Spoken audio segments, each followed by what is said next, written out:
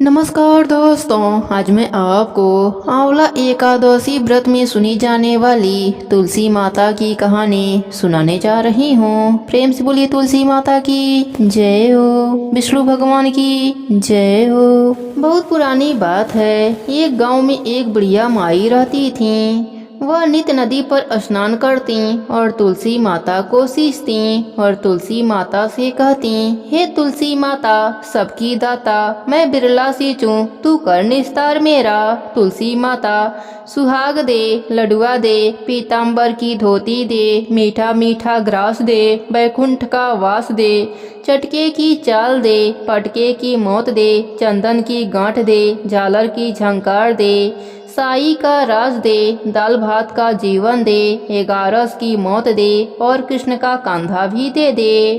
बुढ़िया माई रोज तुलसी सींचने के बाद यही बात कहती थी।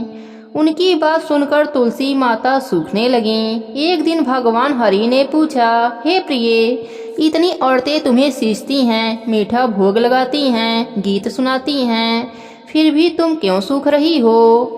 तब तुलसी माता ने कहा, प्रभु, एक बुढ़िया माई रोज मेरे पास आती हैं और रोज मुझसे यही सब बातें कहती हैं। मैं हर बात पूरी कर सकती हूँ, पर श्री हरि का कांधा कहाँ से ला कर दूंगी? तब भगवान हरि बोले, जब वह मरेगी तब कान्हा देने मैं स्वयं आ जाऊंगा। प्रिय, तू चिंता मत कर। कुछ दिनों के बाद बुढ़िया माई का देहांत हो गया। बुढ़िया माई के अंतिम संस्कार के लिए गांव के कुछ लोग बुढ़िया माई के मृत शरीर को उठाने लगे तो वह बुढ़िया माई इतनी भारी हो गई कि किसी से भी नहीं उठती थीं। सब गांव वाले बोलने लगे कि बुढ़िया माई तो अपने पूरे जीवन में पूजा पाठ किया था, फिर भी यह इतनी भारी कैसे हो गईं? तभी उधर से बूढ़े ब्राह्मण के रूप में भगवान हरि स्वयं वहाँ आए और पूछने लगे, क्या हुआ? तब सभी कहने लगे, बुढ़िया माई का शरीर उठ नहीं रहा है, लगता है यह पाप भी बहुत करती थीं, इसलिए यह मरने के बाद भारी हो गई हैं। तब भगवान हरि के रूप में प्रभु बोले, मुझे इसके कानों में एक बात कहने दो, शायद उठ जाए। लोग बोले, ठीक है, आप भी प्रयास कर लो।